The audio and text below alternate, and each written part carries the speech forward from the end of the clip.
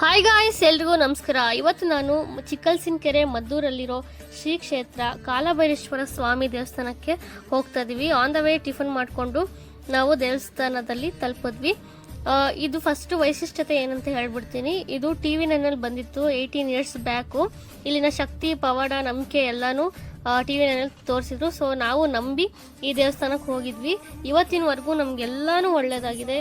ನಮ್ಮ ಜೀವನದಲ್ಲಿ ತುಂಬ ಏನೇನು ಆಗಲ್ಲ ಅಂತ ಅಂದ್ಕೊಂಡಿರ್ತೀವೋ ಅದೆಲ್ಲನೂ ಆಗಿದೆ.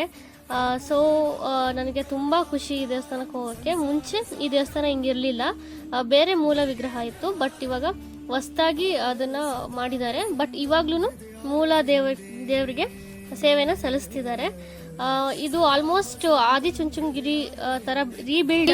ಸ್ಪಾನ್ಸರು ಅಭಿಷೇಕ ಕೊಡ್ತೀವಿ ಬಿಕಾಸ್ ನಮಗೆ ಒಳ್ಳೇದಾಗ್ತಾ ಇದೆ. ಇವತ್ತಿನವರೆಗೂ ಮನಸ್ಸು ಶಾಂತಿಗೋಸ್ಕರ ಅಭಿಷೇಕ ಕೊಡ್ತೀವಿ. ಇಲ್ಲಿನ ಅರ್ಚಕರು ಕೂಡ ತುಂಬ ಸೌಮ್ಯವಾಗಿ, ತುಂಬ ಒಳ್ಳೆ ರೀತಿಯಾಗಿ ನಡ್ಕೊತಾರೆ. ತುಂಬ ಖುಷಿಯಾಗಿ ದೇವ್ರ ಕಾರ್ಯನ ನಮಗೆ ಮಾಡಿಕೊಡ್ತಾರೆ. ಅಲಂಕಾರ ಅಂತೂ ತುಂಬ ಚೆನ್ನಾಗಿತ್ತು. ಲಾಸ್ಟಲ್ಲಿ ನೀವೇ ನೋಡ್ಬೋದು. ಇಲ್ಲಿ ಬೇರೆ ದೇವ್ರುಗಳನ್ನ ಕೂಡ ಸ್ಥಾಪನೆ ಮಾಡಿದ್ದಾರೆ.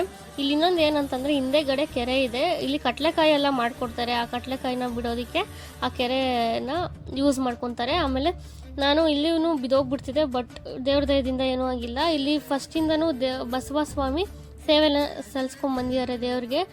ಎಲ್ಲ ಬಸವಗೂ ಒಂದೊಂದು ಸ್ಮಾರಕ ಇದೆ. ಇದು 4ನೇ ಬಸವ. ಎಂಥ ಪೂಜೆ ಆದ್ರೂ ಇದು ಬರಲೇಬೇಕು. ನೆಕ್ಸ್ಟ್ ವೀಡಿಯೋದಲ್ಲಿ ಬೇರೆ ಇನ್ಫಾರ್ಮೇಷನ್ ಕೊಡ್ತೀನಿ. Thank you so much.